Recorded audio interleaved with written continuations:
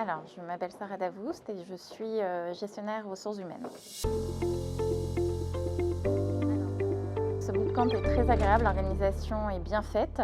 Voilà, il y a une bonne ambiance, il y a de la bienveillance et ce qui est intéressant, c'est effectivement de mixer les personnes à la fois neurotypiques et les personnes neuroatypiques, ce qui permet effectivement de comprendre plus facilement, en tout cas, leur situation lorsqu'ils passent l'entretien ou dans le cadre de onboarding.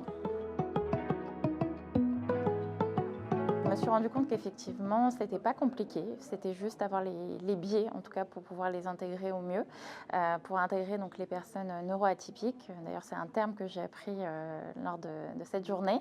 Voilà, il faut juste en fait s'adapter et eux s'adaptent quotidiennement, donc à nous nous adapter pour les intégrer au mieux.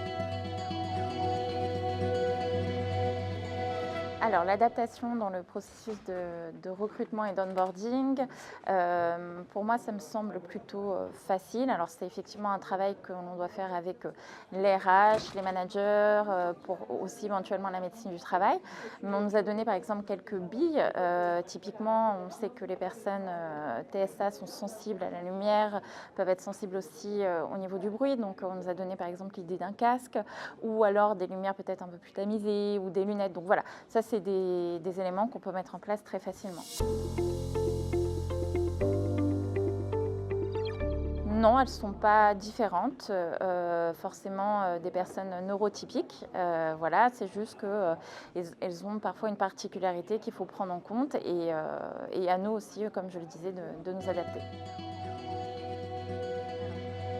Le bootcamp va faire évoluer ma pratique, notamment dans mes recrutements. J'ai fait un peu plus de 10 ans de recrutement et j'ai dû, en tout cas en entretien, avoir des personnes neuroatypiques que du coup j'ai pas recrutées parce que j'avais pas cette connaissance-là et que je me suis dit bon bah la personne elle détaille pas son expérience ou elle me serre la main mais de manière très molle ou etc.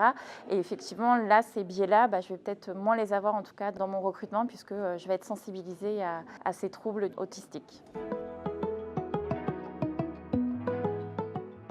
Oui, je pense que cette pratique de bootcamp devrait être généralisée. Je trouve que c'est intéressant effectivement d'avoir des managers, des RH, mais ça devrait être généralisé aussi, pourquoi pas, à toute l'entreprise, puisque effectivement c'est du collectif. L'idée c'est que tout le monde ait le même niveau d'information sur les personnes qui ont des troubles TSA.